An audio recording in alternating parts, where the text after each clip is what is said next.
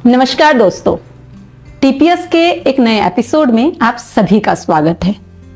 The Puja show एक ऐसा platform है जहां हम आपको केवल कहानियां नहीं सुनाते, जहां हम आपको मिलाते हैं हौसले, उम्मीद और संघर्ष की मिसाल बन चुके उन लोगों से जिन्होंने अपनी मेहनत के बल पर वो मुकाम हासिल किया है जिसे पाने के लिए उनका संघर्ष, उनकी उम्मीदें और उनका वो विश्वास कहीं ना कहीं उनका सहारा बना।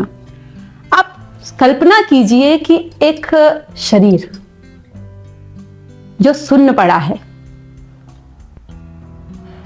सांसें मशीनों से चल रही हों और वेंटिलेटर पर पड़ा शरीर एक प्रश्न दोहरा रहा हो, ये क्या हो गया, ये क्यों हो गया, और एक लंबी खामोशी। इसी बीच में हमारे अवचेतन मस्तिष्क से या सबकॉन्शियस माइंड से एक आवाज आए, मैं ठीक हूं, मैं ठीक होऊंगा, मुझे आगे बढ़ना है। और बस निरंतर वो पथ प्रदर्शक के रूप में हमारे साथ चलता चला गया। आज जिस शख्सियत की हम बात कर रहे हैं वो कई संघर्षों से जूझती हुई आज योगाचार्य के रूप में लोगों के बीच में अपनी पहचान बना चुकी हैं, जिन्होंने योग, आत्मविश्वास और सेल्फ मोटिवेशन ये तीन चीजों को अपना आगे बढ़ने के लिए, अपने जीवन को संवारने के लिए इन्हें पथ प्रदर्शक के रूप में अपने जीवन में शामिल किया। आज जिस शख्सियत की हम बात कर रहे हैं, इनका नाम है योगाचार्य रेखा रतूड़ी जी। रेखा रतूड़ी जी पिछले कई सालों से योग का अभ्यास करा रही हैं, अपने कोचिंग सेंटर चला रही हैं। लेकिन क्या आप जानते हैं कि उनकी ये यात्रा इतनी आसान नहीं थी, क्योंकि वर्ष 2019 योगा सेंटर खुला और योगा सेंटर खुलने के बाद सितंबर में उन्हें लकवे का अटैक पड़ गया। डॉक्टरों के आते जाते, मिलते जुलते कई सारी चीजें हुई, लेकिन बावजूद इसके जो जीवित था उनका सेल्फ मोटिवेशन, उनके परिवार का साथ और केवल निरंतर चलने वाली यात्रा जो उन्हें स्वयं से जीतनी थी। तो आज उनकी इस अनसुनी कहानी को सुनने के लिए तैयार हो जाइए, क्योंकि रेखा जी आज हमारे साथ स्टूडियो में मौजूद हैं। आइए उनसे बातचीत करते हैं। नमस्कार रेखा जी, आपका स्टूडियो में बहुत बहुत स्वागत है। रेखा जी, सबसे पहले तो आपका जो योगा के प्रति ये लगाव है, ये शुरू कब हुआ था? क्योंकि जिस रेखा को मैं जानती हूँ वो तो छात्र नेता रही हैं, एमकेपी में चुनाव लड़ती थी, और ये रेखा जो लोगों को सिखाती हैं, एक योगाचार्य हैं। कितना अंतर देखती हैं आप इन दोनों में? जब मैं एमकेपी में थी बीए में, और पहले बीए में मैं छात्र नेता थी और फिर उसके बाद मैं एमए में भी थी, तो उस टाइम पे एक अलग ही टाइम रहता था। और वो टाइम ऐसा ही होता है, कॉलेज टाइम बहुत ही हुड़दंग वाला, और लड़ाई झगड़ा, किसी को कुछ बोल दिया, किसी से, मतलब एक वैसा अलग ही टाइम रहता है वो। तो उस टाइम पे मैं बहुत ज़्यादा एग्रेसिव होती थी, किसी को कुछ भी बोल देना, बहुत तड़ी में रहना, मतलब अलग ही एक अपना वो चल रहा है, कोई मतलब ही नहीं है किसी से, है ना। जैसे लड़कियों वाली जो एक लड़कियों के अंदर वो होता है, ऐसा कुछ नहीं था। मतलब जैसे लड़के होते हैं ना, बिल्कुल ही किसी के साथ भीड़ जाना, लड़ जाना, क्या है ये सब चीज़ अलग ही। फिर धीरे धीरे कॉलेज खत्म हुआ, तो उसके बाद फिर सोचा आगे की कोर्स वगैरह, तो फिर योगा में आई। तो योगा क्या था? योगा हमें ना जीवन जीने की कला सिखाता है कि असल में तुम्हारी जिंदगी है क्या, जीना कैसा है। तो योगा ने बहुत चेंजेस लाए, सभ्यता भी आई, संस्कार भी आए, लोगों के साथ कैसे बोलना है, कैसे रहना है, और धैर्य भी आया। और जो बहुत ज़्यादा चिड़चिड़ापन था, ऐसे किसी के साथ भी भिड़ने चल जाना, वो सब चीज़ मतलब बहुत चेंजेस लाए योगा ने मेरे अंदर। जी, तो योगा, जैसे आप कह रही है कि योगा से आपने बहुत सारी चीजें सीखी हैं, लेकिन योगा की जो शुरुआत है, योगा से जो ये लगाव है, ये कब शुरू हुआ था? कैसे शुरुआत हुई थी योगा की? योगा मैं पहले इसी में थी, और मतलब योगा में भी टीचर लोग बोलते हैं कि बहुत कम लोग होते हैं जिनका सौभाग्य होता है कि जो योगा को चुनते हैं। मतलब हर कोई योगा में नहीं आ सकता, क्योंकि ये अध्यात्म को जोड़ता है ना, अध्यात्म की और संसारिक लोगों से जोड़ता है, बहुत चीजों से। तो पहले मैंने उसकी पढ़ाई करी, तो पढ़ाई करने के तो पहले तो आदमी को ये होता है कि कोर्स कर रहा है, तो बस उसको ये होता है, मनी माइंड होता है। ये आज सबके साथ होता है कि यार मैं कोर्स कर रहा हूँ और कल के दिन मैंने सिर्फ पैसा कमाना है। तो मेरा भी सिर्फ यही था, कोई वो नहीं था मोटिव। तो फिर मैंने कोर्स किया, तो मैंने कोर्स जब डाला तो पहले मैंने डिप्लोमा डाला। मैंने सोचा मैं टिक जाऊंगी, क्योंकि मैं पहले से बहुत चंचल थी, एक जगह पे टिकने वाली नहीं थी, बहुत कोर्स डाले। तो फिर पहले मैंने डिप्लोमा डाला कि अगर सही लगा तो पैसा वेस्ट करूंगा मम्मी पापा का, नहीं तो नहीं। फिर मतलब डिप्लोमा जब डाला तो मुझे इंटरेस्ट आने लग गया उसमें, क्योंकि उसमें एक्टिविटी वगैरह ये वो तो अच्छा लगा। तो डिप्लोमा किया, फिर उसके बाद एमए किया, फिर उसके बाद क्लासेस लेने लग गई। तो क्लासेस में भी यही रहता था, बस जा रही हूँ, सिखा रही हूँ। मतलब कोई अंदर से ऐसी भावना नहीं थी कि मतलब किसी के प्रति कि यार इसको मैं सिखा रही हूँ, कैसा होना चाहिए। सिखाती थी, अपना जो भी फीस वगैरह है वो लिया, बस दिन भर इधर उधर पैसा वगैरह कमाया। फिर 2019 में मुझे डेंगू हुआ जी। पहले मैं करती नहीं थी, सिर्फ मैं सिखाती थी, कभी मैंने खुद पे अप्लाई नहीं किया। मतलब जो सीखा सो सीखा, उसके बाद लोगों को सिखाना स्टार्ट किया, तो खुद कुछ नहीं करना। तो उसके बाद 2019 में जब मुझे डेंगू हुआ, तो डेंगू होने के बाद मैं बिल्कुल, डेंगू हुआ तो डेंगू में भी तब भी मुझे बहुत ओवर कॉन्फिडेंस था। ओवर कॉन्फिडेंस बोलेंगे कि इतना ज्यादा कॉन्फिडेंस था कि मेरे को जब डेंगू हुआ मैं बिल्कुल बीमार होती जा रही हूँ, मतलब खत्म होती जा रही हूँ, पैर नहीं चल रहे हैं, दर्द कर रहे हैं, तकलीफ दे रहा है वो। फिर भी मेरी जीत थी, अरे कुछ नहीं होता, मैं ठीक हूँ, क्योंकि कभी एक बुखार भी नहीं आता, फिर यार ठीक हूँ, मैं ठीक हूँ। और वो ठीक ठीक करते करते उसने मेरे को एकदम ही 16 दिन बाद पैरालाइज मार गया। पहले सुबह लोअर अब्डोमिनल का हुआ, जब लोअर अब्डोमिनल हुआ तो उसमें क्या हुआ कि मेरा यूरिन खुद ही पास होने लग गया। हाँ जी। क्योंकि नीचे का हिस्सा हमारा टूट जाता है। जी बिल्कुल। उसके बाद मेरे मम्मी पापा लोग मुझे मतलब पहले से ही दिखा रहे थे, कह भी रहते कि तू बहुत जिद करती है, तू अभी एडमिट है। उसके बाद भी मेरे अंदर इतना ज्यादा वो था कि मैंने कहा हो ही नहीं सकता मुझे कुछ, मैं बिल्कुल ठीक हूँ, ऐसे कैसे बोल सकते हो तुम, मैं तो चलूंगी, मैं चल नहीं पा रही हूँ, फिर भी अंदर से कि मैं तो चलूंगी। फिर उसके बाद क्या हुआ कि मैंने कहा नहीं मुझे घर लेके जाओ, तो किसी डॉक्टर के पास ले गए थे, उन्होंने यूरिन बैग वगैरह लगाया। मैंने कहा मैं ठीक हूँ, मुझे घर लेके जाओ। मैं घर आई, घर आने के बाद क्या हुआ कि वो तो धीरे धीरे पॉइजन बन रहा था। तो उसके बाद क्या हुआ, अचानक से रात को सिवरिंग होने लगी, और जब वो सिवरिंग स्टार्ट हुई तो वो रुकी ही नहीं, मतलब मैं कांपी जा रही है वो सब। फिर मैंने बोला कि अब मैं नहीं बचती, क्योंकि अब तब मुझे घबराहट हो गई थी, क्योंकि वो ऊपर से यहाँ बढ़ने लग गया था। तो फिर उसके बाद मेरे घर वाले बहुत हॉस्पिटल ले गए। उस टाइम पे डेंगू बहुत चल रहा था, आईसीयू ही नहीं मिल रहे थे। 2019 में बहुत बच्चे खत्म भी हुए थे उस टाइम पे ना, तो बहुत ज्यादा चला, तो आईसीयू नहीं मिले। तो आईसीयू नहीं मिला तो फिर इंद्रेस ले गए, सब जगह लेके गए, नहीं मिला। फिर मेरे बड़े भैया को फोन किया हमने, तो सिनर्जी मैं उनकी जान पहचान वाले को। हाँ जी। तो उसके पास गए, तो उन्होंने फिर ठीक 2 बजे अंदर लिया। तो 2 बजे तक ऐसे था, मतलब आवाज थी, धीरे धीरे धीरे बढ़ रहा था। और बस मेरा यही था कि मेरे को था कि पहले तो माइंड में आ गया था कि शायद से मैं अब नहीं बचूंगी, क्योंकि क्या होता है जब पैरालाइज पड़ता है तो एक ये नर्व होती है जो इतनी गंदी दर्द करती, इतनी गंदी दर्द करती, वो दर्द मैं झेल ही नहीं पाई। मतलब इतना मेरे को लगा कि बस किसी ने मेरी गर्दन काट दी है। और मैं उनको सिर्फ, जब तक मेरी आवाज थी तब तक मैंने कहा भैया प्लीज मेरी गर्दन मत छोड़ो, मुझे ऐसा लग रहा है कोई काट के मेरी गर्दन लटका रहा है।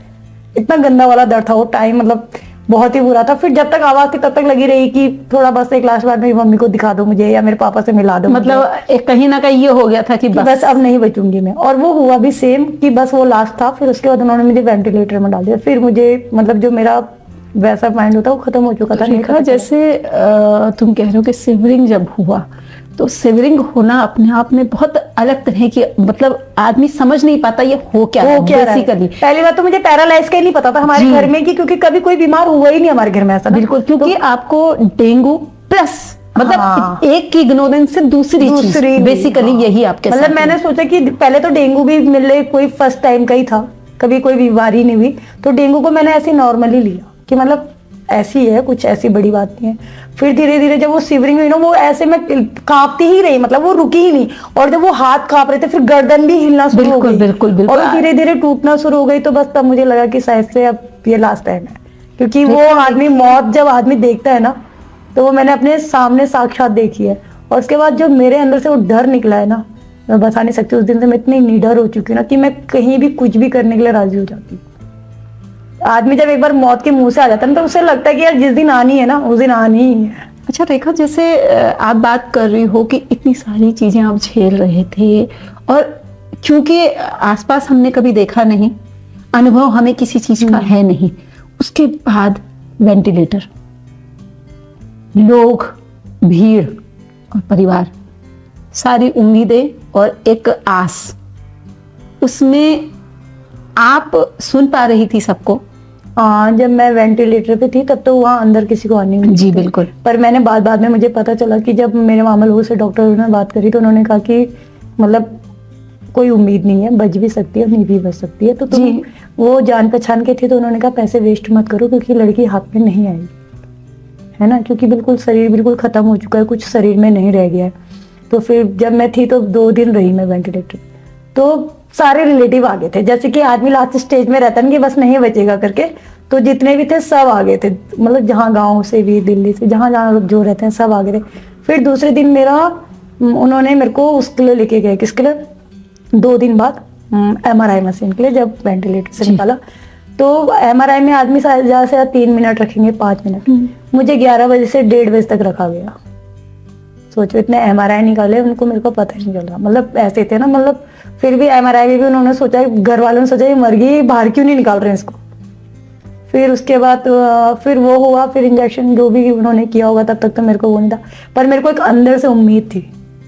और मैं अंदर से मतलब अवचेतन जो मन होता है उसको मैं चेता रही थी, मतलब मैं उसे बोल रही थी कि रेखा तू शाबाश, तू ठीक होएगी, तू ठीक है, तू ठीक है, तू ठीक है, तुझे ठीक होना है, तू शाबाश ठीक है। चैंटिंग शुरू कर दी थी आपने? तुझे कुछ नहीं हुआ है, तू ठीक है। मतलब मैं मुंह से बोल नहीं पा रही थी, शरीर कुछ काम मैं नहीं सोच रही थी, पर मैं सोच रही थी, माइंड तो मेरा अंदर से काम कर रहा था ना, वो तो खत्म नहीं हुआ था ना, ठीक है ना। तो बाहर से तो लोगों के लिए मैं खत्म थी, बिल्कुल डॉक्टरों के लिए भी खत्म थी, परिवार के लिए भी खत्म थी, पर जो मेरा अंदर से था ना, मैं उसको मोटिवेट कर रही थी। क्या होता था, जब मैं कॉलेज में भी थी तो पुलिस लाइन से मैराथन होती थी, तो मैं हमेशा पार्टिसिपेट करती थी उसमें, मतलब मैं ऐसे कामों में बहुत शुरू से ही मेरे को बहुत इंटरेस्ट है। बिल्कुल। तो मैं जब दौड़ती थी, आप दीवारें भी फाड़ती थी। हाँ, तो मैं उल्टे कामों में पहले से ही वो थी, माहिर थी। तो फिर जब मैं मैराथन दौड़ती थी तो मेरे को लास्ट में रह जाता था कि रेखा शाबाश, तुझे दौड़ना है, तुझे हारना नहीं है। मैं खुद को मोटिवेट करती थी शुरू से, शाबाश रेखा तू कर सकती है, तू कर सकती है। सेम चीज मैंने वहां करी, और मैंने योगा में सीखा था कि अगर आपको कितनी भी कैसी भी वो है, आप मतलब परिस्थिति कैसी भी रहे, तो आपको अपने मन से लंबी गहरी सांस लेनी है और पॉजिटिव सोचना है। जितना लंबा गहरा सांस लेके आप रिलैक्स होके सोचोगे ना, कि अपने आप को मोटिवेट करोगे अंदर से, तो ऐसी कोई चीज नहीं है जो तुम्हें हरा दे, तुम वापस आ सकते हो। तो मैंने वही चीज, मतलब जो मेरा अवचेतन मन था, मैं उसको पॉजिटिव कर रही थी कि रेखा तू ठीक है, तू ठीक है, तू ठीक होएगी, तू शाबाश ठीक हो रही है, तू ठीक है, तू ठीक है। मतलब मेरे को ये नहीं था कि मैं खत्म हूँ, बाहर से तो खत्म थी बिल्कुल, पर अंदर से मुझे था कि मैं ठीक हो रही हूँ, मैं ठीक होंगी। मतलब मैं घबराई नहीं उन चीजों से। मेरे साथ इतना बड़ा इंसिडेंस हो गया, पर मैं बिल्कुल उससे डरी नहीं। अच्छा रेखा, जैसे अभी आपने कहा कि आप घबराए नहीं, क्योंकि हमारे अंदर कोई भी चीज अगर आती है, कोई भी गुण और अवगुण कुछ भी अगर आता है, तो वो घर से जरूर आता है। तो घर में कौन ऐसा है दृढ़ निश्चयी? मम्मी। हाँ, कि मम्मी बहुत स्ट्रगल वाली है, और उन्होंने शुरू से ही मतलब किसी भी चीज के लिए हार नहीं मानी, और उन्होंने हमें भी ऐसे ही बनाया है। उन्होंने हमेशा बोलती है वो कि तुम्हारे साथ कभी भी, समय के साथ कभी भी कोई भी परिस्थिति आ सकती है, तो इसके लिए हमेशा तैयार रहना है। आज हम भले बहुत अच्छा स्टैंड कर रहे हैं, पर हो सकता है कल समय और परिस्थिति हमें क्या करा दे। हमेशा एक जैसा समय नहीं रहता ना, तो कुछ भी करा सकती है। तो इसके लिए हमेशा अपने माइंड को प्रिपेयर रखो, तैयार रखो, कि हम हर परिस्थिति में लड़ सकें। भले वो आज हम बहुत सक्षम हैं, हो सकता है हम कल सक्षम ना रहे, हम पे पता नहीं कैसी परिस्थिति, तो हमें हर वो काम करना आना चाहिए जिससे हम अपने आप को स्टैंड कर सकें। बिल्कुल। और ये जो गुण था, ये कूट कूट के भरा है शायद आपने, शायद इसी कारण आज आप इतनी सारी चीजें कर पा रही हैं। मैं अपनी मम्मी को खुद ब खुद देखती हूँ कि वो बहुत ही ज्यादा, मतलब माइंड से भी और वैसे भी बहुत ज्यादा देखा। लेकिन जैसे आपने जब ये सब चीजें चल रही थी, परिवार आपके साथ था, और क्योंकि बच्चे को अगर कुछ होता है तो सबसे पहले परिवार और माँ बाप, ये वो लोग होते हैं जो सबसे आसपास होते हैं, और जिन्हें सबसे पहले परेशानी भी सबसे पहले आती है और खुशी भी सबसे पहले इन्हें ही होती है। लेकिन जैसे पिताजी से आपका जुड़ाव बहुत ज्यादा रहा है, तो पापा का वो कौन से लाइंस थी जो दिमाग में चलती थी हमेशा? पापा तो मुझे देखने ही नहीं आ पाए, मतलब देखने ही नहीं आए, कि उनको लगा कि ऐसे बचेगी नहीं, और मैं वहां पर फिर बिल्कुल, मतलब उनके अंदर ये था कि मैं इसको देख ही नहीं पाऊंगा ऐसे में। और मम्मी, मैं जितने 20 दिन थी, मम्मी वहां से हिली नहीं। कहाँ से? मैं सिनर्जी में थी, और सिनर्जी में शाम को सिर्फ एक को, मेरे पापा मतलब इमोशनली बहुत थे। जैसे मम्मी बहुत वो है ना, स्ट्रॉन्ग है, पापा नहीं, पापा सामने से रोने लग जाएंगे, ऐसे थे। मतलब कुछ भी होगा तो वो बिल्कुल वो हो जाते हैं। और आप लाडली भी हैं पापा हाँ, की? बहुत ही ज्यादा। मेरे पापा तो मेरे को हमेशा ये बोलते थे कि यार कुछ नहीं रखा शादीशुदी में, तो अपना कमा कुमा, मैं हूं ना, तेरा बाप जिंदा है ना। तो मतलब उनको शुरू से रहता था कि मतलब अच्छी लाइन में जाना है, वो करना है। हाँ, जानती हूँ कि आप पिताजी नहीं हैं, समझ सकती हूँ, क्योंकि मैंने भी कुछ समय पहले अपने पिताजी को खोया। और एक लड़की के लिए उसका पिता का जाना मतलब पूरा जीवन चला जाना समान ही ऐसा कुछ होता है। अच्छा रेखा, जैसे आप योगा सिखा रहे हैं, योगा कर रहे हैं, योगा से लोगों की जिंदगी को बदल रहे हैं, लेकिन जब आपने शुरू में योगा करना शुरू किया होगा, क्योंकि आप अभी बता रहे थे कि आपका शरीर जो है मूवमेंट नहीं कर रहा, केवल दिमाग चल रहा था, उस स्थिति में खुद को मोटिवेट तो आप कर रहे हैं, लेकिन आपकी जो एक्टिविटीज है, एक्टिविटीज पे कैसे आपने कंट्रोल पाया, कैसे शुरू किया था आपने? जैसे मैं पहले हॉस्पिटल में थी तो मैं पहले वेंटिलेटर में, फिर मैं आईसीयू में आई, फिर मिनी आईसीयू में आई। फिर डॉक्टर ने बोला कि अब इसे घर ले जाओ, जितना यहाँ पर होना था वो हो गया, अब इसे घर ले जाओ। मतलब उम्मीद ना के बराबर। हाँ, कि मतलब अब चलेगी तो जो भी होगा। तो फिर मैं घर आई, तो घर आने के बाद शरीर बिल्कुल काम नहीं करता था, शरीर बिल्कुल सुन था। मतलब कोई मेरे ऊपर गर्म पानी गिरा दे, चाय गिरा दे, कुछ भी, मुझे कुछ नहीं पता चलेगा कि मेरे साथ क्या हो रहा है शरीर। मतलब अगर मैं ऐसे लेटी भी हूँ तो जब वो लोग आएंगे तो वही मुझे करवट दिलाएंगे, वही मुझे कुछ करेंगे। तो मतलब मैंने 6 महीने डायपर में रही हूँ मैं। हाँ। आप लगा लो। और 3 महीने जब मैं घर पे थी तो यूरिन बैग लगता था ना, तो फिर उसके बाद तो ऐसी रहती थी। तो मैं देखती थी, मतलब मेरे अंदर से होता था, क्यों नहीं होता, एक लड़की हूँ, जवान सोचो।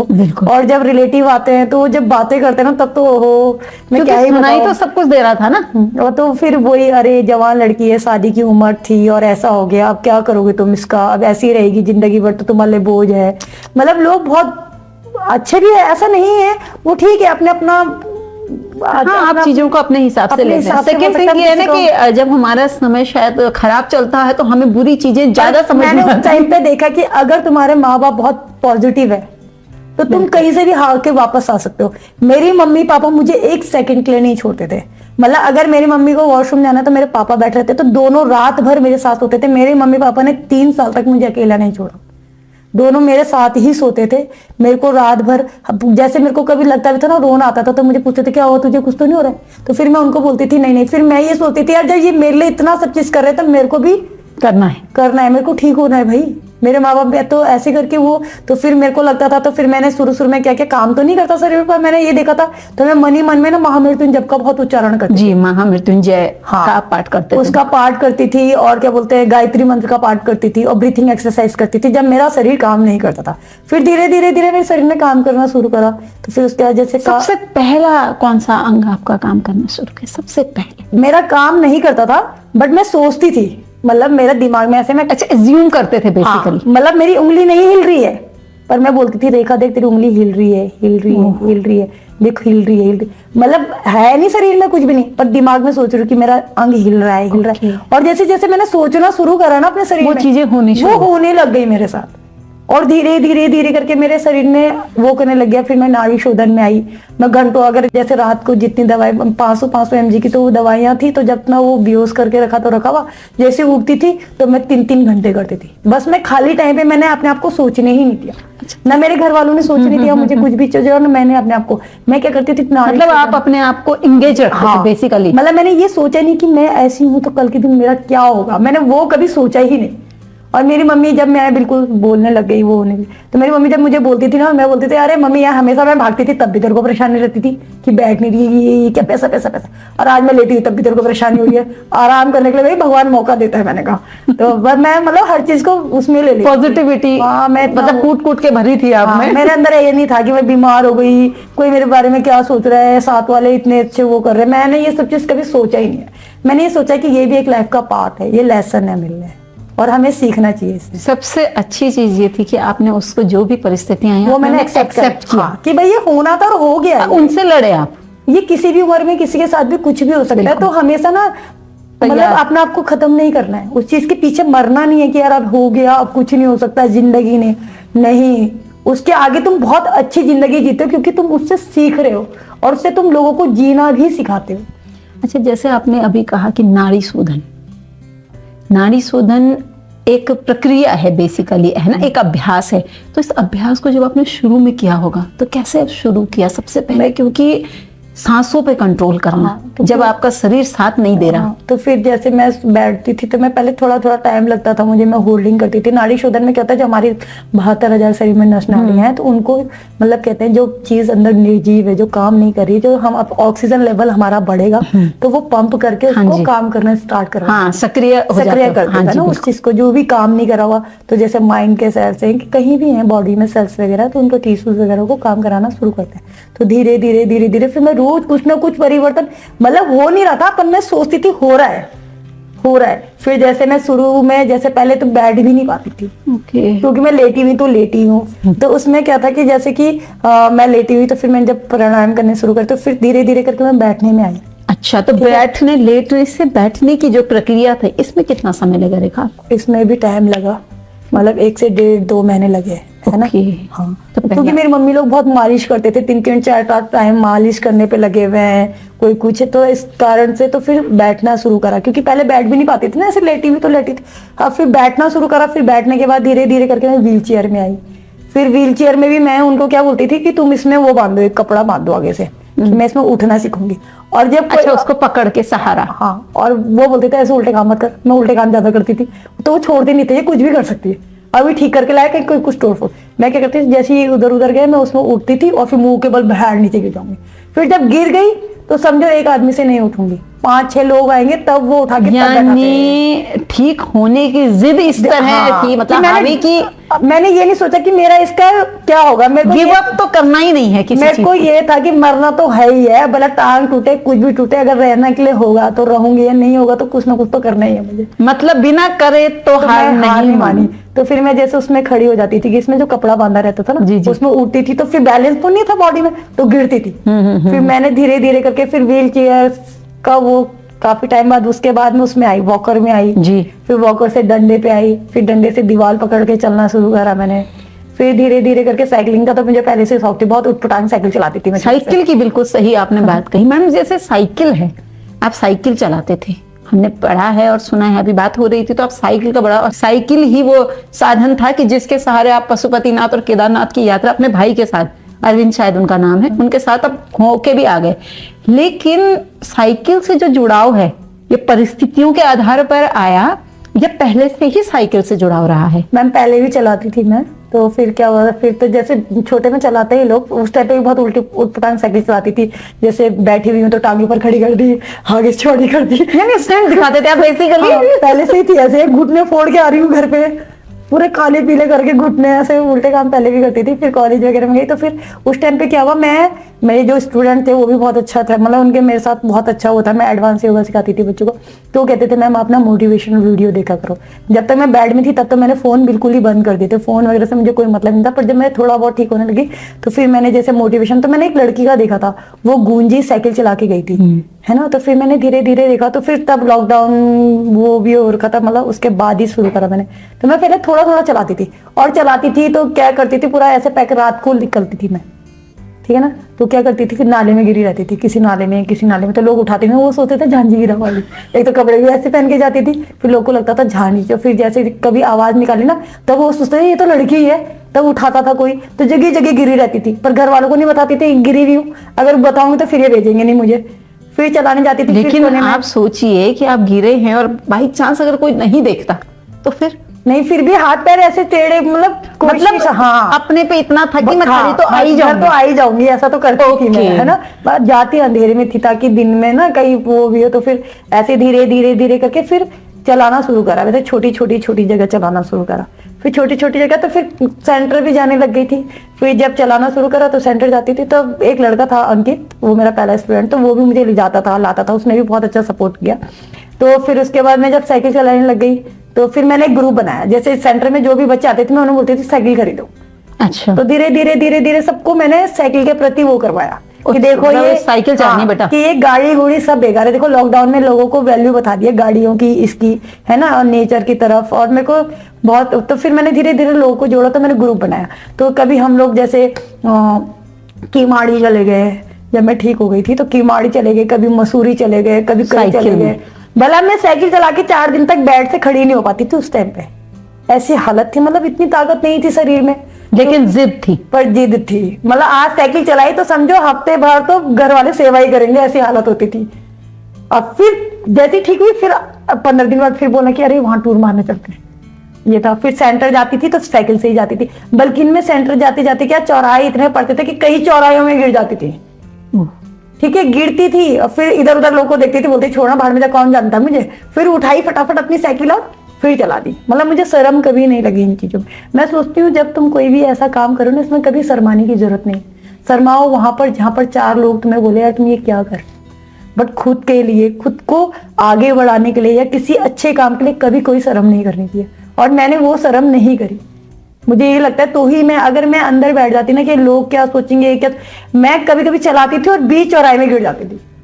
बहुत बार गिरी हूँ, ऐसा नहीं गिरी हूँ, क्योंकि बैलेंस नहीं बनता था, ये वाला पैर फिर भी काम नहीं करता था।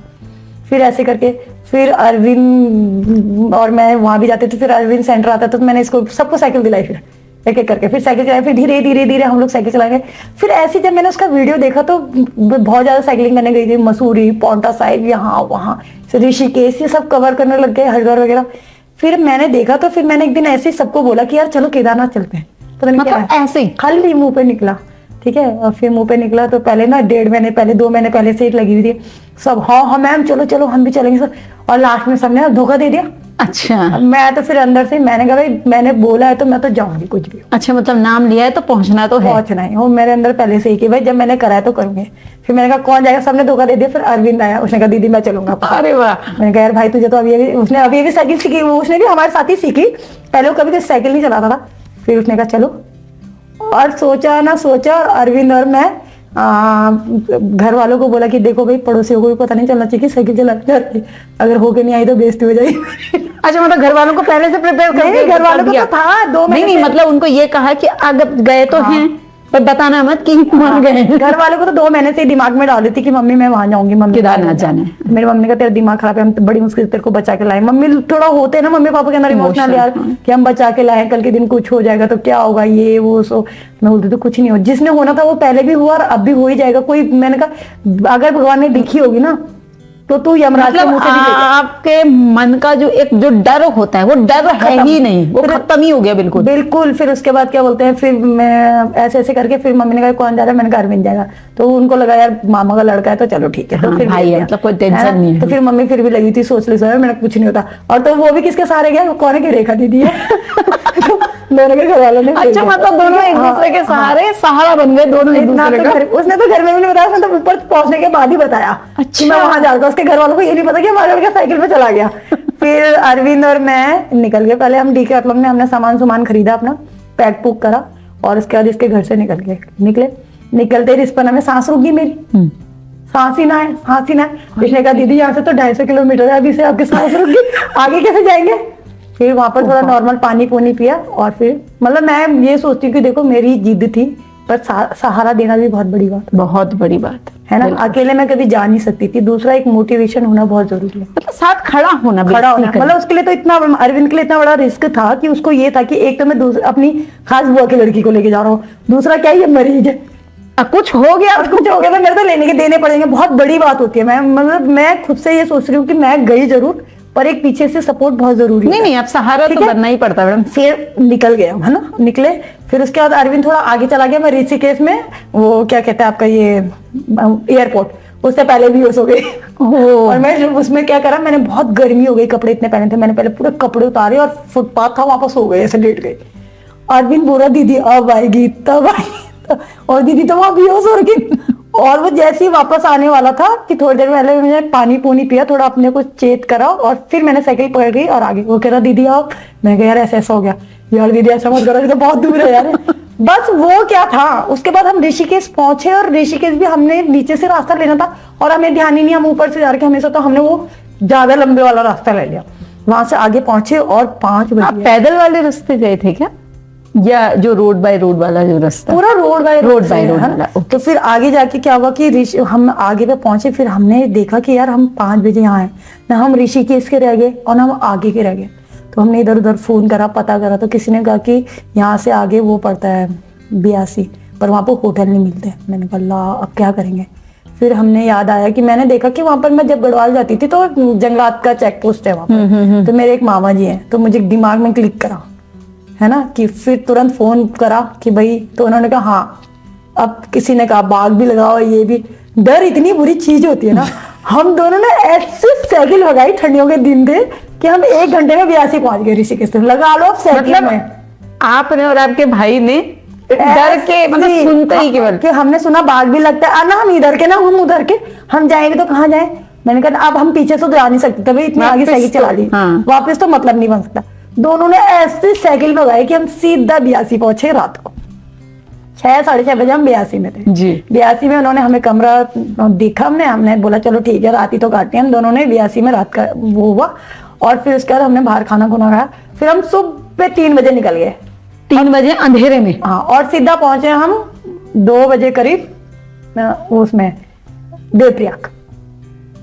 पहले श्रीनगर पहुंचे, हाँ देवप्रयाग पहुंचे, और फिर उसके बाद वो तोता घाटी की पूरी वो हाँ ना, तो फिर श्रीनगर, और फिर लास्ट में हम आगे जाके रुद्रप्रयाग में सैनिक होटल में रुके। फिर उससे पहले भी हम जैसे हम पहुंचने वाले होते थे उससे पहले हम लोगों को सर्च मारते थे कि कौन हमारी रहने की व्यवस्था कर सकता है। अरे वाह, यानी प्लानिंग रास्ते में ही हो रही थी। हाँ, मतलब कोई प्लान नहीं था, कुछ नहीं देखा था, बस उठ गए, बस चल रहे हैं। ऐसा कुछ नहीं है कि लोग बहुत प्लान करते हैं, बहुत कपड़े बनाते हैं, कुछ ऐसा करते हैं, कुछ नहीं था। ऐसा नॉर्मल, बिल्कुल साइकिलें भी नॉर्मल थी, ऐसा कुछ नहीं था। बस रास्ते भर में ORS का जूस, बस इसी पानी में जी रहे थे ORS मतलब पीते और रहे रात को खाना खाते थे। बस हम कुछ नहीं करते थे। और कहीं पर जैसे सुबह तो कहीं पर मैगी और चाय पी, और दिन भर हम ORS पे जीते थे और चलाते थे। और इतनी अच्छी स्पीड में, तो भगवान ने हमारा ऐसा साथ दिया, मैं बता नहीं सकती। बस ऋषि के उसी तक परेशानी हुई, उसके बाद तो पता ही नहीं चला। बस दिन भर साइकिल चलानी और रात को बेहोश होकर सो जाना खाना खा के, ठीक। और फिर वहां पर रुके, तो वहां पर होटल ढूंढा, तो इधर पे एक होटल था, तो उसने बोला 8,000 रुपए लूंगा। मैंने कहा अरे तो ज्यादा है। उससे पहले हमने फोन करा जो राकेश डोभाल भैया हैं उनको कि अरे भैया आप नेता हो, कहीं पर यहाँ पर कमरे कुमरे हैं, अरे मैं पता करता हूँ किसका। पता हो, उनका भी ऐसी रहा। फिर किसी और को भी करा, एक मनोज शर्मा भैया कि अरे भैया आपका कहीं है, अरे मैं पता करता हूँ किसका, वो GNV के कमरे वगैरह, वो भी ऐसी रहा। फिर हम जगह जगह गए, तो एक अंकल मिले, सैनिक होटल है वहां पर, उनसे बात करी। तो उन्होंने, फिर हमने उनको अपनी परिस्थिति, भाई हम साइकिल चला के आ रही है, वो सो थोड़ा सही लगाओ ये, तो उन्होंने हमें 1,800 रुपए में कमरा दे दिया था। तो हमने कहा चलो ठीक है, ये सही हो गया। फिर वहां रुके, फिर वहां से सुबह निकले। तो सुबह क्या निकले थे, एक SDRF के सर थे, दीपक पंत है वो, है ना।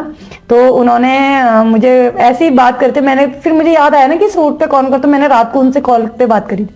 तो मैंने कहा सर यार ऐसे ऐसा है, मैं साइकिलिंग पे निकली। तो बोला कहाँ पहुंचे, बोला यहाँ। तो उन्होंने कहा सोनप्रयाग अगर तू पहुंच जाएगी तो तेरा रहना खाना मैं करूंगा। ओके, मैंने कहा ठीक है। फिर मैंने कहा यार जब टारगेट सोनप्रयाग, तो उनको लगा कि ये नहीं पहुंचेगी। हाँ मैं समझ ठीक है। तो फिर मैं ही ठहरी हूँ, और हम दोनों ने ऐसे भगाई साइकिल के, हम सोनप्रयाग पहुंच। अब यार तो पहुंच गए, मेरे गाँव में पहुंच गए। इस पूरी प्रक्रिया में, यानी आपके बीमारी से लेके, जब आप परेशान थे, लकवा जब हुआ, आपको पैरालिसिस का अटैक पड़ा था, वो से लेके और आज की स्थिति, इन सब चीजों में एक सकारात्मक सोच और सेल्फ मोटिवेशन, ये दोनों कहाँ पे थे? ये दोनों ने आपका कितना साथ दिया इन दोनों चीजों ने? सबसे ज्यादा तो मेरे को लगा कि आदमी, मनुष्य खुद को मोटिवेट करेगा तो वो हमेशा आगे ही बढ़ेगा। और मोटिवेट होना बहुत जरूरी है, खुद को मोटिवेट करना, मतलब अपने पे विश्वास होना बहुत जरूरी है। मतलब अच्छी चीजों के लिए, पॉजिटिव चीजों के लिए, कुछ अच्छे काम करने के लिए। तो ये मेरे को हमेशा ही रहता है। मैं कुछ भी चीज करती हूँ ना, तो अगर मैं कोई मेरे पे उम्मीद लेके आता है कि मैं बीमार हूँ या कोई भी चीज हूँ, तो मेरे को खुद से लगता है कि नहीं मैं इसे ठीक करूंगी। और अब मेरा अंदर से, मतलब मुझे ये लगता है कि भला मुझे अपना तन मन कुछ भी लगाए, तब मुझे पैसों का वो नहीं रहता कि मुझे इससे फीस लेनी है। मुझे उस आदमी को मैं फोर्स करती हूँ कि तू कर, मेरे को तेरे पे काम करना है, मुझे तुझे ठीक करना है, मैं तुझे ठीक करूंगी। यानी मेरी जिद है ठीक करना और तुझे ठीक होना है। और जब मैं उनको यहाँ तक लेके आ जाती हूँ ना, तो फिर उनको लगता है कि इसको नहीं छोड़ना, इससे जुड़ा रहना है। जब भाई करवाने वाला इतना मोटिवेट है कि भाई मैं बोल रही हूँ ना मैं तेरे को ठीक करूंगी, तो करने वाला आप ही मेरी तरफ पॉजिटिव, मतलब हमारा ऑरा होता है ना, अगर मेरा ऑरा स्ट्रांग है तो मैं सामने वाले को भी उतना ही स्ट्रांग बनाऊंगी, क्योंकि मैं इतना मतलब मुझे इतना विश्वास है अपने ऊपर, तो दूसरे वाले को भी क्या होता है मेरे ऊपर विश्वास होने लग जाएगा, क्योंकि मैं बहुत पॉजिटिव हूँ ना। तो मैं सोचती हूँ पॉजिटिव होना बहुत जरूरी है लाइफ में।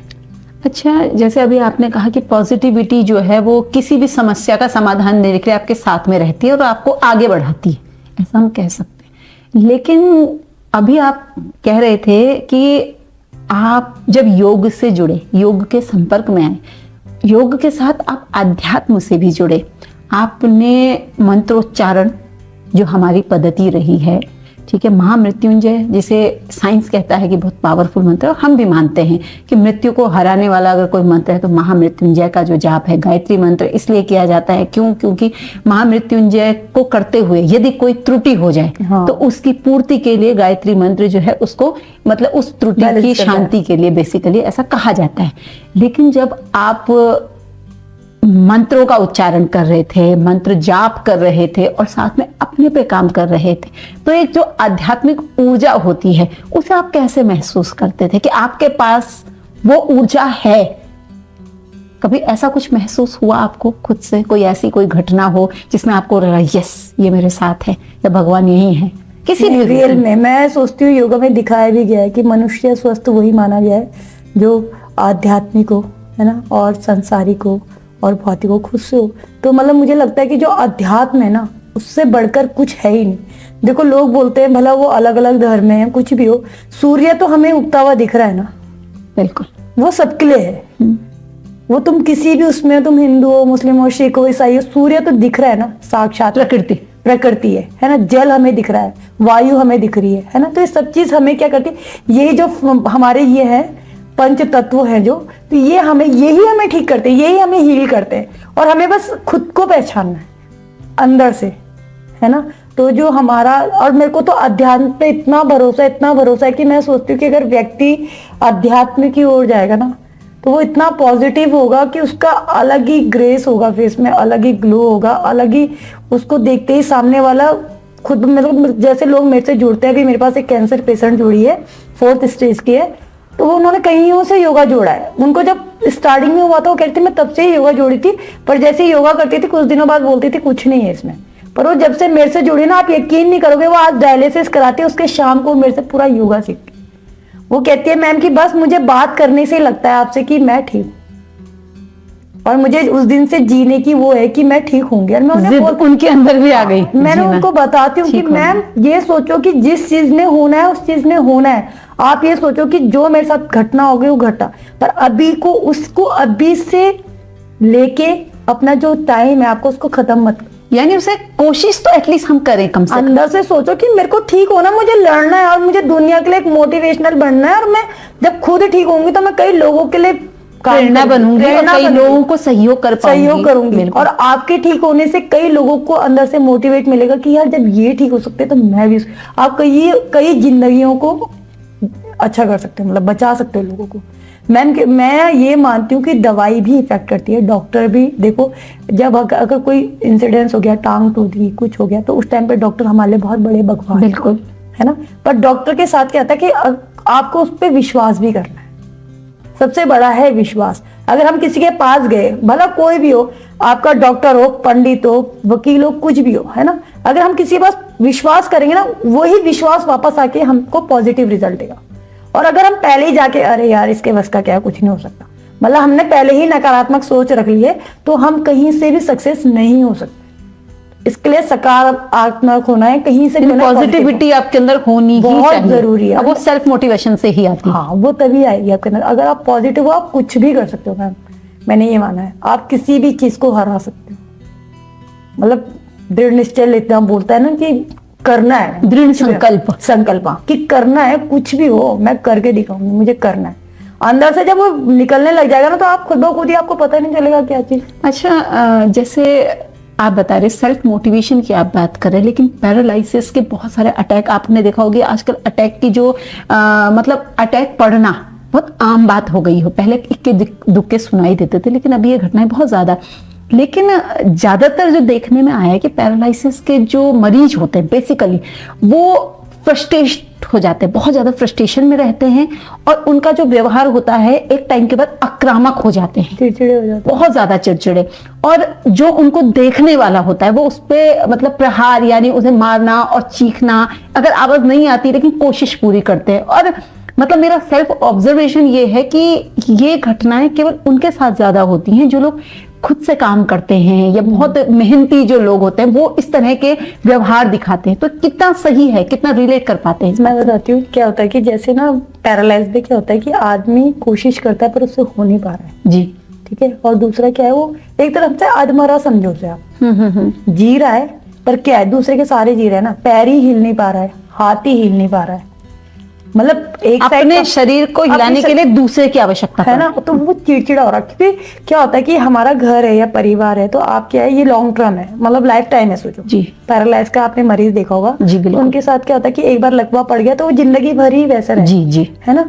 तो क्या होता है कि कोई भी है व्यक्ति है तो हर किसी का अपना समय होता है, अपना काम होता है, तो वो उसको उतना समय नहीं दे पाएगा। कुछ भी है, अगर उसे कुछ काम करवाना है कुछ, जी जी जी। तो वो क्या होगा, एग्रेसिव होगा, चिड़चिड़ा होगा कि मतलब मेरी नहीं सुन रहे, मुझे नहीं सुन रहे, मुझे यानी नहीं देख रहे। इग्नोरेंस लगने हाँ, लगती उसको है लगता है कि ये मुझे इग्नोर करे, पर वो इग्नोर नहीं कर रहे, वो उसको भी देख रहे हैं और अपना काम भी कर रहे हैं। तो वो धीरे धीरे धीरे, और उसको क्या होता है, वो डिमोटिवेट होता जाता है कि यार मैं 4 लोगों के पास जा रहा हूँ, पहले मैं चलता था फिरता था, या मैं पहले ऐसे एक्टिविटी करता था, मैं इतना फिट रहता था, है ना। और अब वो सोचता है कि हर कोई मुझे देख के, अगर कोई मुझसे पूछ भी रहा है या कोई मुझे बोल भी रहा है, तो वो मुझे ऐसे जाहिर करके बोल रहा है कि अरे राम ऐसा कैसे हो गया, तो वो अंदर ही अंदर खलने लग जाता है उसे। अच्छा। तो ऐसा नहीं है कि नहीं ठीक हुए, मैंने ऐसे लोगों को मतलब लाचार सा समझने लगा समझने हर लगता कोई। है। अच्छा। तो वो जब वो नहीं करता ना, तो वो गुस्सा निकालता है अपना। ऐसे मेरे पास भी मरीज हैं जिनको मैं कई बार, मैं उनकी वाइफें बोलती हैं कि ऐसे में तो योगा नहीं कर सकते, पर गाली देने के लिए नंबर 1 है ये आदमी। हाँ, तो देखो, उनको चिड़चिड़े के लिए, क्योंकि उनको ये लगता है कि मेरी नहीं सुन रही है, ये मुझे नहीं देख रही है, तो वो कुछ ना कुछ तो करेंगे ना। यानी अटेंशन पाना कह सकते हैं कि वो अटेंशन चाहते हैं पर बेसिकली। ये है कि पैरालाइज ऐसा नहीं है, ठीक नहीं होता। मैंने ऐसे बहुत लोगों पे काम किया है और मैंने उनको बिल्कुल फिट होके। तो रेखा जी, आप बिल्कुल इसी पे हम आ रहे थे कि ठीक करने आपके पास केस, बहुत सारे केस, आपने कहा कि अभी आप कैंसर वाला आप बता रहे थे, इससे पहले भी आपके पास पैरालाइज भी बहुत सारे लोग आए, तो किस किस तरह के केस आए हैं आपके पास? मेरे पास जैसे पैरालाइज है, अभी एक लड़का है विभू, उसने अपना खुद का एक वो दिया है मुझे।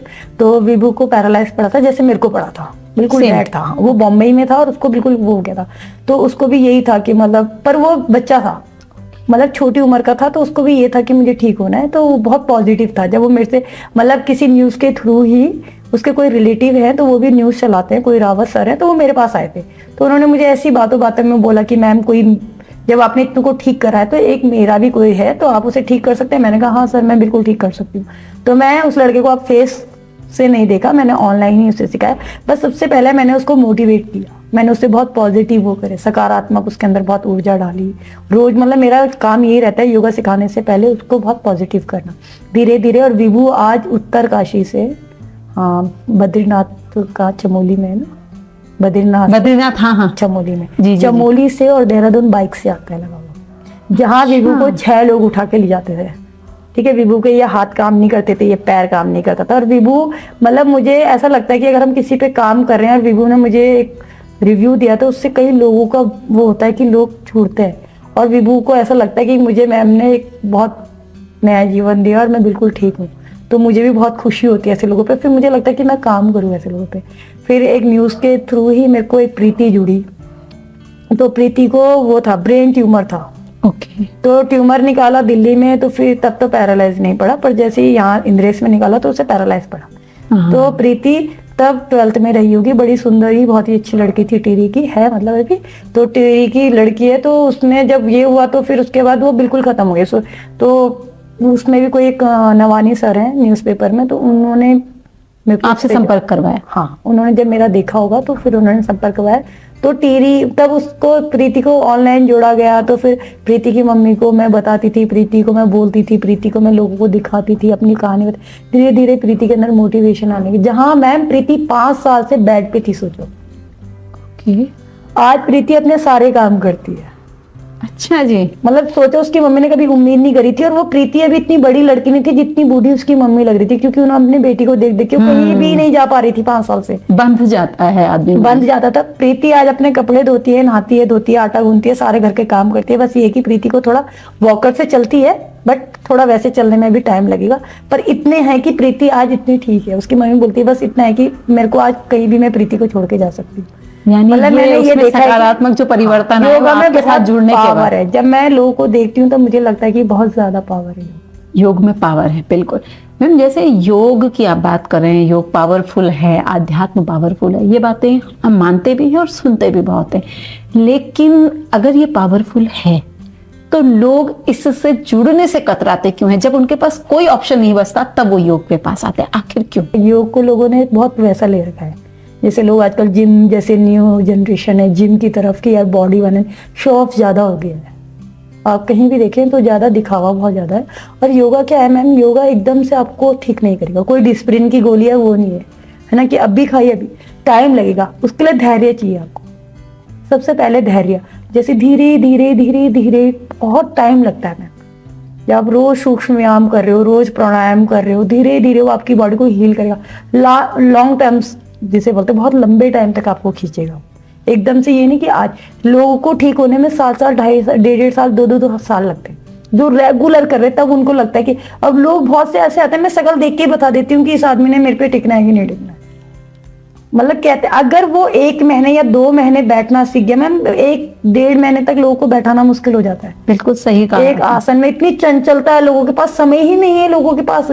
मतलब मैं ऑनलाइन भी कराती हूँ तो कईयों को मैं देखती हूँ कि बहुत टाइम लगता है समझाने में, कि उनको लगता है कि वो बैठे तो यहाँ है पर सीटी वहां लग रही है, कोई घंटी बजा रहा है, कोई दूध वाला आ गया, कोई मतलब उनका मन एक जगह डाइवर्ट है बेसिकली माइंड, जो स्थिरता नहीं है। योगा में स्थिर सुखम आसनम बोला है, जब तक आपके अंदर स्थिरता नहीं आएगी तब तक आप कैसे सीखोगे? ओके, है ना, तो स्थिरता आना बहुत जरूरी है। मतलब अगर मैंने, जैसे हम हैं, कोई भी काम करे, जब हमारा एक माइंड होना चाहिए ना, एक टाइम पे एक ही काम होना चाहिए।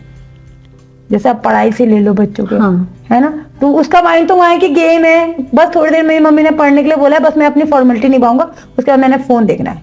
अभी कोई आ गया तो इससे नहीं, टारगेट बेस, टारगेट कि मतलब ये करूंगा तो ये होगा। लोगों को ये, मतलब योगा भी लोग करते हैं तो बस लोगों को ये कि 45 मिनट फटाफट जैसे जैसे हो रहा है और फिर कुछ और कर लो, तो वो आदमी कभी ना मैं ठीक कर सकती हूँ ना वो कभी ठीक हो सकता है। हर चीज के लिए आपको क्या है, समय देना है, उस चीज में मतलब गहराई में चले जाना है।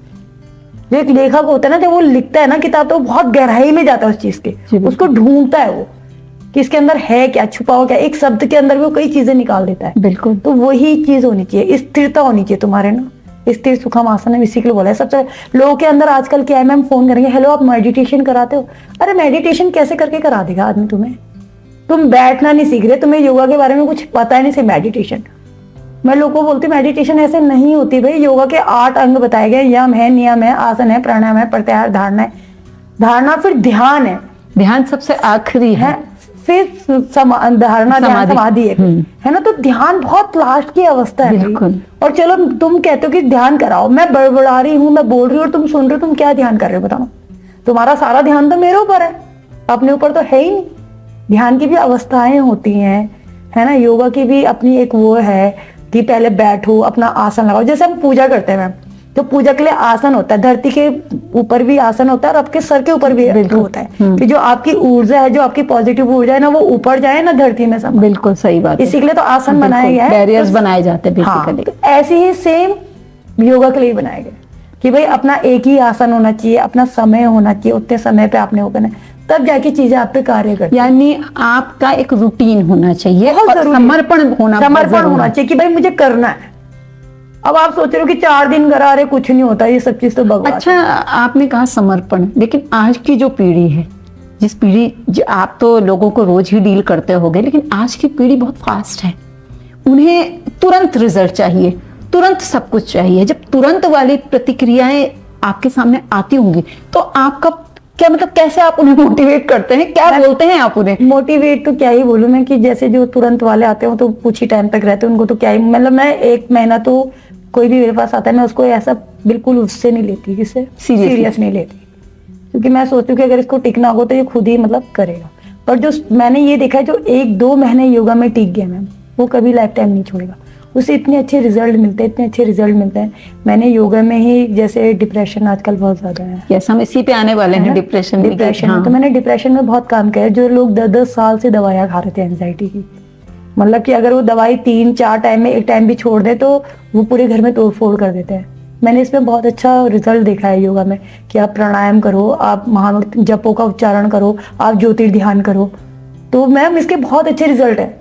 10-10 साल के लोग बाहर निकले, ऐसे ऐसे लोग बाहर निकले जिन्होंने जीने की उम्मीद खो दी थी, जिनके घर वालों ने उम्मीद खो दी थी, मैं आपको ऐसे ऐसे लोगों से, मतलब लोग क्या होता है कि रिव्यू नहीं देते मैम, क्योंकि उनको खुद से शर्म आती है। जो भी है लोगों का अपना अपना लेकिन वो है। अगर हमें किसी चीज से लाभ हुआ तो उसके रिव्यू देना शर्मसार हो, ये कुछ हाँ, अजीब मैं सी उनको बात बोलती है। हूँ कि तुम्हें देना चाहिए, हो सकता है तुम्हारे उससे 4 लोग ठीक हो। बिल्कुल सही बात है, है ना? क्योंकि हम समाज में रहते हैं। मैंने ऐसे समाज में बहुत लोगों को, मतलब डिप्रेशन वाले तो नहीं देते मुझे। मैम, मैं नहीं अच्छा, देता। जैसे डिप्रेशन की आप बात करें, डिप्रेशन आज एक सबसे बड़ी समस्या बन गई, खासकर युवा पीढ़ी के लिए।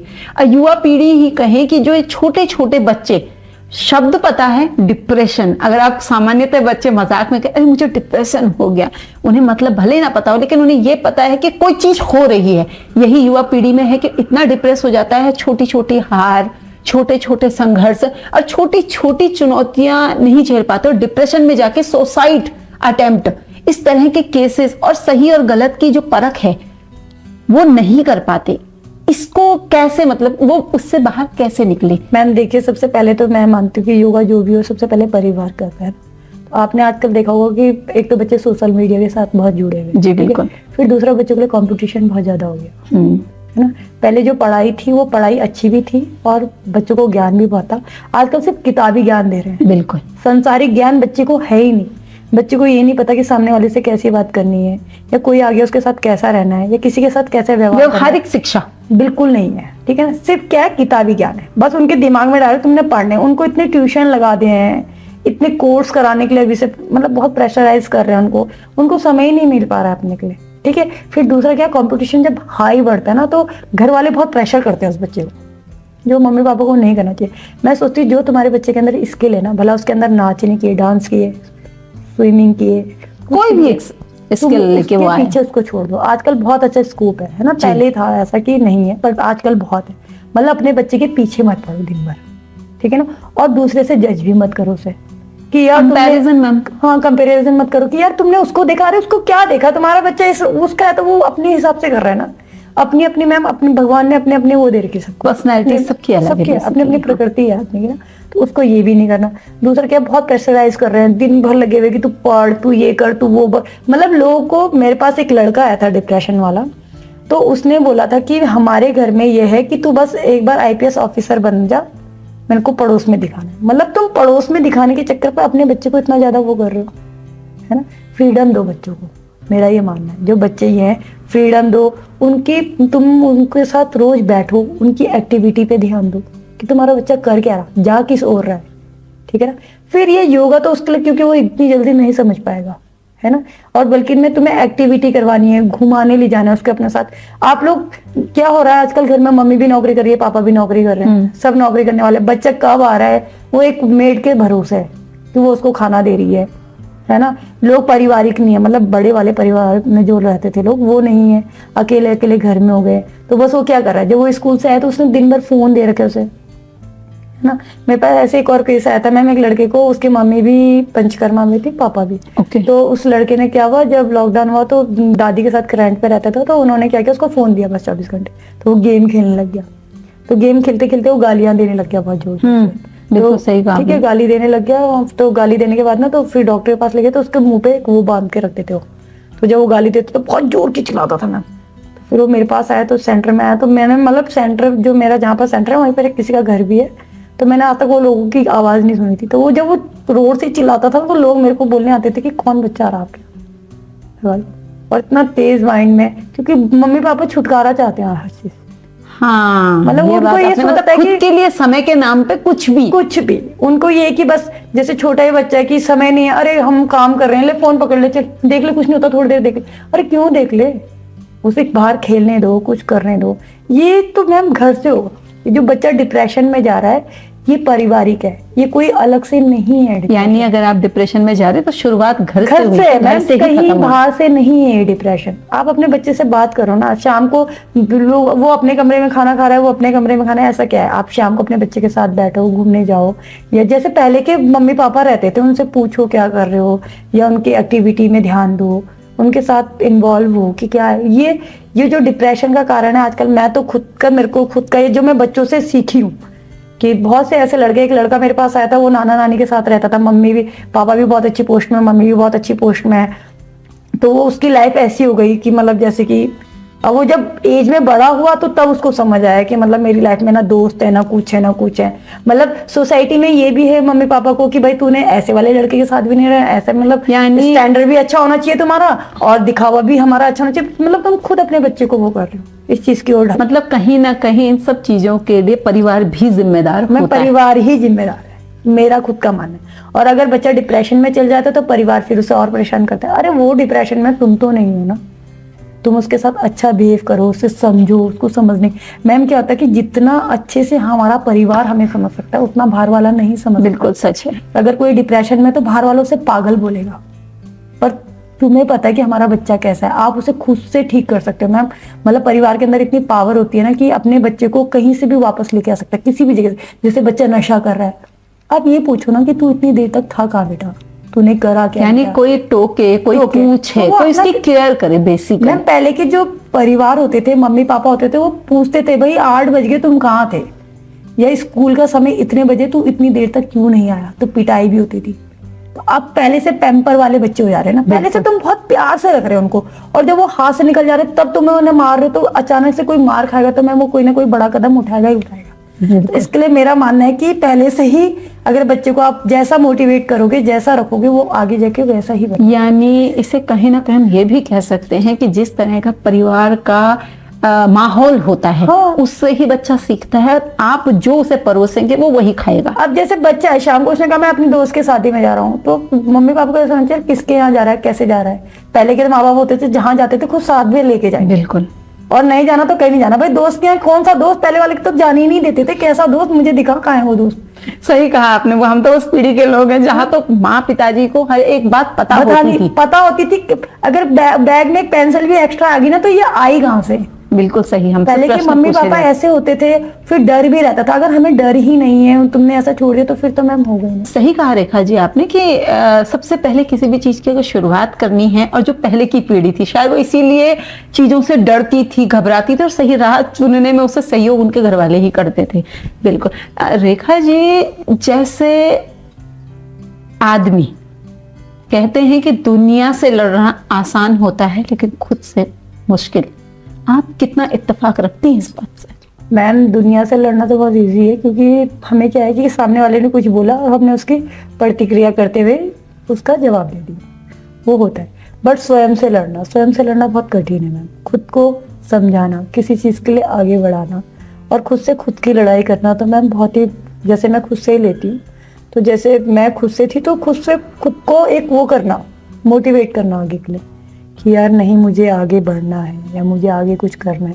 क्योंकि जब हम ऐसा सोचते, कभी हम किसी चीज़ के लिए परेशान है, जैसे अभी मैं बच्चों के आप डिप्रेशन की बात कर रहे थे, मैं उसी में से ले लेती हूँ। जैसे कोई बच्चे ने किसी चीज़ के लिए बहुत मेहनत करी जी, ठीक है ना, मेहनत करने के बाद वो बच्चा हर 1 नंबर से या 2 नंबर से पीछे हो जाता है, तो वो धीरे धीरे डिमोटिवेट होता जाए। जी बिल्कुल। और वो इस अवस्था में कि वो डिप्रेशन की ओर, जाहिर सी बात है वो जाएगा ही जाएगा।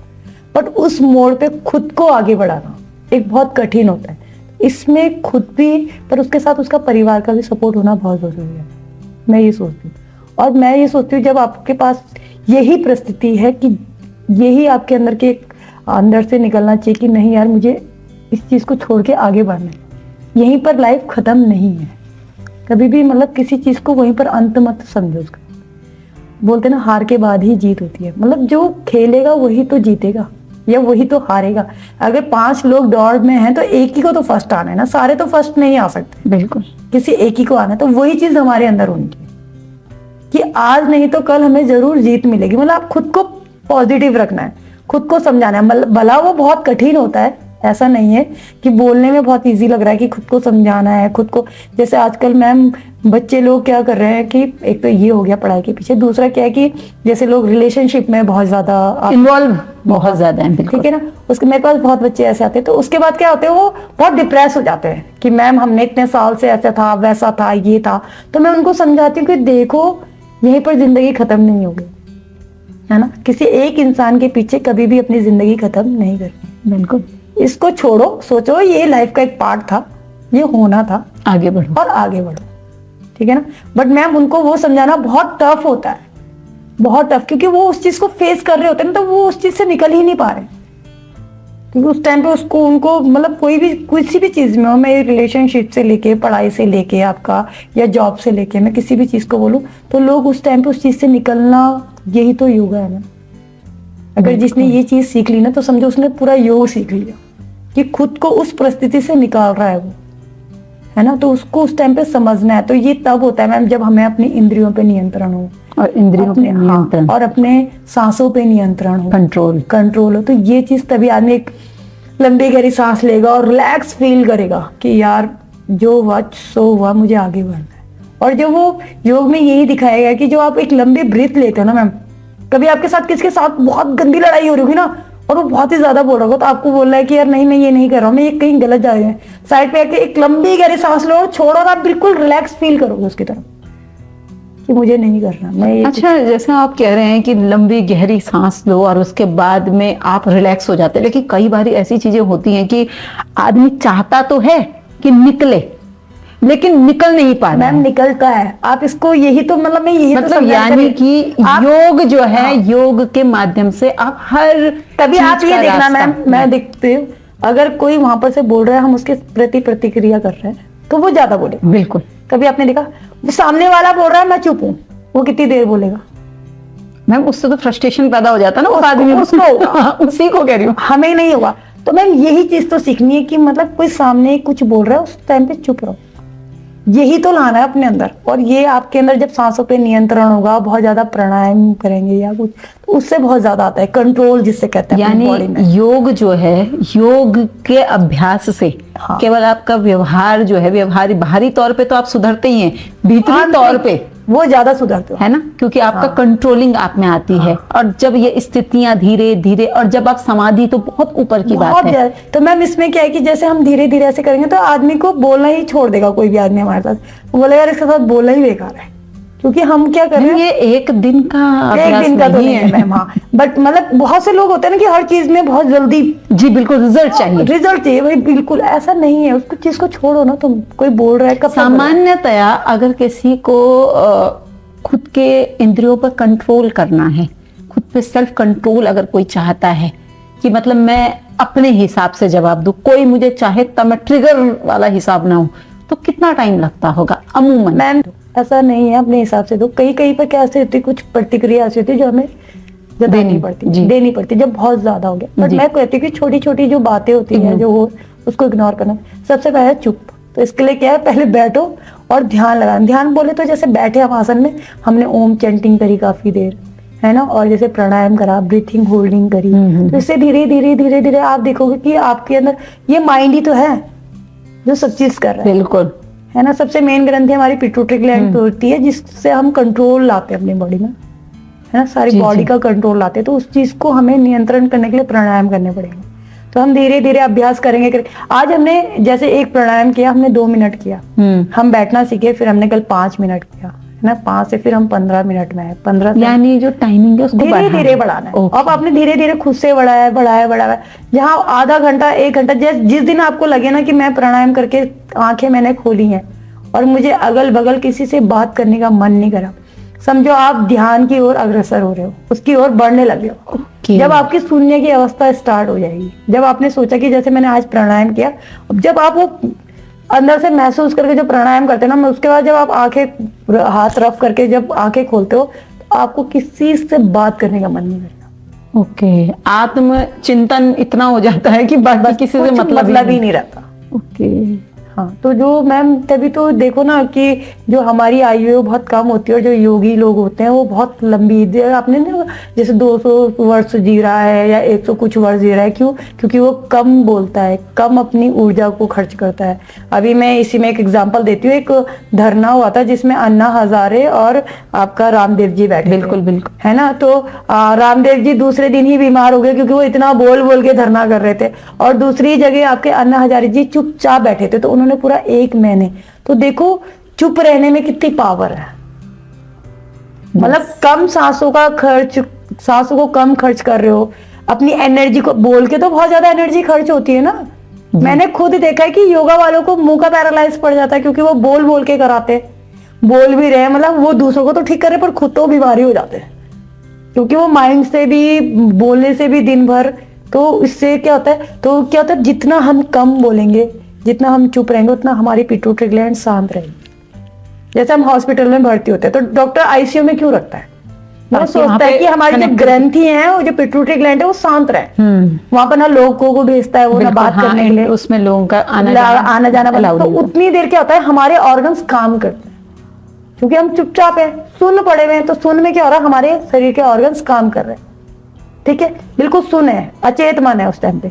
और जैसी बाहर आए वैसी इस चीज से घिर गए हम, घर गृहस्थी के चेहरे पचर, जहां गिरते गए खुद ही वो हो गए। ओके, यानी कि खुद को अगर पहचानना है, हाँ, तो खुद से बात करनी आवश्यक है। बस, खुद को जानना सबसे पहला कर्तव्य हमारा है। तो उस चीज से हम हर चीज, मतलब अच्छे डिसीजन लेना या कुछ भी चीज करना, तो उसी से होगा। ओके, तो यानी इन सब चीजों का जो मार्ग है वो केवल योग है। हाँ। योग जो है वो आपको प्रत्येक मार्ग देगा। बिल्कुल। अच्छा, अब जाते जाते हमारे जो श्रोता हैं उनके लिए आप एक मैसेज दीजिएगा कि जो लोग निराश हैं, अपनी परिस्थितियों से पार नहीं पा रहे, समस्याओं से घिरे हुए हैं, तो वो उन चीजों से कैसे बाहर निकले, कैसे वो एक कदम उठाएं ताकि वो उन समस्याओं से बाहर आ जाएं और एक नई जिंदगी की शुरुआत करें। मैम, जो आजकल का दौर है तो उसमें तो सबसे बड़ा जो कारण है वो सोशल मीडिया है। जी, मैं तो यही मानती हूँ, मतलब मेरा खुद का ओपिनियन है, बाकियों का तो मुझे जी नहीं पता। बिल्कुल। तो देखिए, जितना हम हर चीज को मैनेज नहीं कर पा रहे हैं, क्योंकि सुबह उठते ही आदमी सबसे पहले आजकल अपना फोन ढूंढता बिल्कुल सही है ना। पहले लोग नमस्ते करके भगवान का नाम याद करते थे, आज पहले सबसे पहले बिस्तर के नीचे वो फोन ढूंढता है। बिल्कुल। ठीक है, सोने का समय नहीं है आदमी के पास। हाँ, सच ठीक है, रात को 1-1 बजे तक लगे हुए हैं, तो लगे हुए हैं सोशल मीडिया पे। तो आप अपनी परेशानियां खुद ढूंढ रहे हो ना। आप ये देखो, अगर कोई भी, जैसे कोई घर की गृहिणी है, कुछ भी है, तो मैम जो आपके अंदर हुनर है, ऐसा नहीं है कि भगवान ने नहीं बनाया, हर किसी के अंदर कुछ ना कुछ हुनर बनाया है। बिल्कुल बिल्कुल। तो आप उसको अपने अंदर खोजें, उसको आगे बढ़ावा दें, है ना। और निराशा से क्या है कि कुछ ना कुछ परिस्थिति तो देखो हर किसी की लाइफ में होती है। ऐसा तो मैं कुछ नहीं कह सकती कि अगर आप योगा कर रहे हो तो आप पूर्ण रूप से बिल्कुल खुश हो। आप नहीं, तो समस्याएं जीवन है। जीने का नाम ही तो, मतलब ये जो समस्या है, लेकिन इसी से सीखते हैं ना, हम सीख लेते हैं। अगर हमें कोई वो लग रहा है, क्या बोलते हैं, सेमिनार हो रहा है या कुछ हो रहा है, या कहीं पर कोई कथा हो रही है, या कहीं पर कुछ कोई भी ये प्रवचन वगैरह सुना है, तो कहीं भी हम जाते हैं, वहां से कुछ सीख के आते हैं। बिल्कुल। और मैं सोचती हूँ आप कहीं भी जाओ, जैसे लोग आजकल सत्संग ज्वाइन करते हैं या कुछ भी, देखो कोई चीज हम बुरा नहीं बोल सकते किसी भी चीज को, वहां जाके वहां से कुछ अच्छा लेके आओ। बिल्कुल, अच्छा लिया, वहीं पर उस चीज को छोड़ दिया, बाकी चीज वो चीज में घुसना नहीं है। लोग क्या करते हैं, किसी भी चीज में ना घुस जाते हैं आजकल बहुत ज्यादा। बिल्कुल सही कहा आपने। आप कहीं से भी ले, आजकल जैसे युवा पीढ़ी है, कॉलेज में है, बस वो राजनीति में घुसा जा रहा है, तो उसको वो समय अपना पता नहीं चलता कि जो मेरी एज पढ़ने की है ना, तो मैं ये उसको गलत डाइवर्ट कर रहा हूँ। ठीक है, उसमें भी जाओ, लेकिन कितना जाना ये तय करना थोड़ा सा समय दो। जैसे आजकल रैलियां निकल रही हैं, धरने धुने, वहां भी बच्चे घुस जाते हैं। बिल्कुल, जिसका कोई वो नहीं है, मतलब जो पढ़ने वाले होंगे वो पढ़ रहे होंगे, बिल्कुल, जिन्होंने कुछ बनना है, और जिन्होंने कुछ नहीं बनना वो धरने दे रहे होंगे।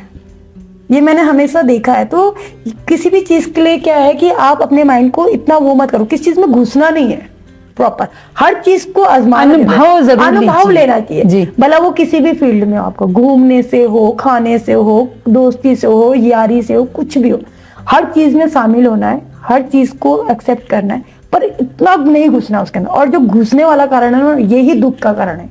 गीता में लिखा गया है, जिससे हम अधिक प्रेम करते हैं ना, लास्ट में वही हमें दुख देता है। बिल्कुल सच है ना। तो बिल्कुल, तो हम योगा में गीता भी पढ़ाई जाती है, तो उसमें क्या है, सुख ही दुख का कारण होता है। यस, है ना। तो जैसे आजकल लोग अटैच बहुत जल्दी हो जाते हैं, अटैचमेंट हो जाता है लोगों को, किसी से भी, शादी के बाद भी अटैचमेंट हो जा रहा है, प्यार हो जा रहा है किसी से भी, तो वही तुम्हारा दुख का कारण बन रहा है।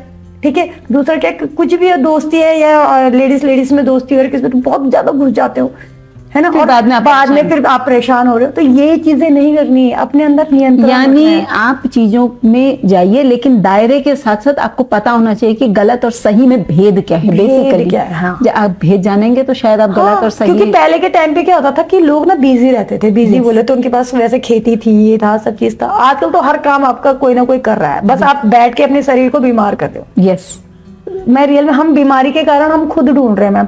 हम कपड़े धोने की मशीन हमने रखी है, आटा गूंदने की मशीन है, बर्तन धोने की मशीन है, घर में झाड़ू पोछा करने के लिए मेड है, तो तुम खाली क्या कर रहे हो? तुम खाली अपने दिमाग में कुछ ना कुछ डाल रहे हो। तो यानी खाली समय में आप सोच रहे हो ना, तो आपको लगता है कि यार मैं कुछ नहीं कर सकती। लोग बोलते हैं अरे मैंने बच्चा तैयार करा, ये करे। यार पहले के लोग भी करते थे, इससे दुगना काम करते थे। क्यों? क्योंकि वो समय पे सो रहे हैं मैम। समय पे सोना, योगा में दिनचर्या पढ़ाया गया है, रात्रिचर्या पढ़ाया गया है कि तुम्हारा दिनचर्या कैसा होना चाहिए। मैं रात्रिचर्या कहना, दिन में सुबह समय पे उठो, है ना। लोग भगवान का नाम लेते, जल चढ़ाओ, ब्रह्मोत्र जल चढ़ाओ, और थोड़ा अपना व्यायाम वगैरह जितना भी होता है। आपसे जरूरी नहीं है कि आपने किसी के पास जाके ही कुछ करना है, और अपना वो करो। फिर आपके जो भी आपके घर के काम वगैरह होते हैं, तो ऐसा करके। यानी आपके जीवन में रूटीन होना बहुत जरूरी, और सही रूटीन। हाँ, जब आप उसे फॉलो करते हैं तो आप समस्याओं से भी पार पाएंगे, साथ में आपके जीवन में लक्ष्य निर्धारित करने की क्षमता के साथ साथ आप आगे बढ़ पाएंगे। और वही चीज आप अपने बच्चों को भी सिखा पाओगे ना, जब आपके अंदर। अब आप 1 बजे सोओगे तो बच्चा भी तो 1:30 बजे तक ही सोएगा, उसके हाथ पे भी फोन ही होगा ना मैम। बिल्कुल सही कहा, मतलब जैसा वो देखेगा वो वही सीखेगा। अगर आप समय, एक पोस्ट आया था कि ट्रेन में एक की मम्मी ने फोन पकड़ा था, तो उसके बच्चे ने भी फोन पकड़ा था, और सामने पे किसी के पापा ने किताब पकड़ी हुई थी, तो बच्चे ने भी किताब पकड़ी हुई थी। तो जैसे आप खुद को बनाओगे वैसे ही आपने, यानी कि अगर आप अपने घर में अच्छा माहौल चाहते हैं तो आप पहले खुद अच्छे बनिए। बहुत जरूरी है मैम। आपकी दिनचर्या बहुत सही होनी चाहिए कि समय पे उठे, समय पे सोए, समय पे खाना होना चाहिए, समय पे सब चीज होना चाहिए। अगर आपका समय पे हर काम हो रहा तो आप खुद ही फ्री माइंड हो, खुद टेंशन है ही नहीं दूसरे दिन की। और आपने अगर समय ही निर्धारित नहीं करा उस समय को, और समय वक्त कभी वापस तो आता नहीं, जो गया सो गया। तो इसके लिए, और मैम जितनी कीमत पैसों की नहीं उतनी समय की कीमत है। तो इसके लिए हमेशा आदमी को समय को बहुत अच्छे से, प्रीशियस गिफ्ट तो है जो भगवान ने हमें दिया है, उसको बहुत अच्छे से मैनेज खर्च करना चाहिए। क्योंकि वो जो वक्त गया वो कभी नहीं आएगा, क्योंकि पैसा वगैरह सब आ सकता है पर वक्त कभी नहीं आ सकता।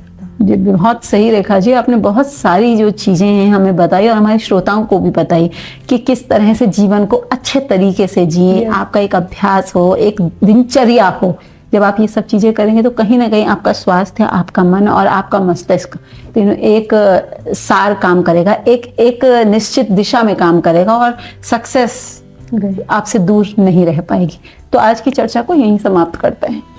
तो दोस्तों, आज हमने सुना रेखा रतूड़ी जी को, जो कहती हैं कि बीमारी हमारे शरीर को तो जकड़ सकती है, लेकिन अगर हमारा मन आजाद है तो हमें आगे बढ़ने से कोई ताकत नहीं रोक सकती। वो कहती हैं कि योग मात्र अभ्यास नहीं है, बल्कि जीवन को फिर से खड़ा करने की वो ऊर्जा है जो हमारे अंदर विद्यमान है। जरूरत है तो उस ऊर्जा को जागृत करने की, क्योंकि जीवन में मुश्किलें कितनी भी आए, हार मानना कोई विकल्प नहीं है। क्योंकि अगर हमारी सोच सकारात्मक है तो चमत्कार भी साधारण से लगने लगते हैं। तो आज के एपिसोड में बस इतना ही। और हाँ, अगर आप योग से संबंधित कोई जानकारी प्राप्त करना चाहते हैं तो हमें मैसेज कीजिएगा। नमस्कार।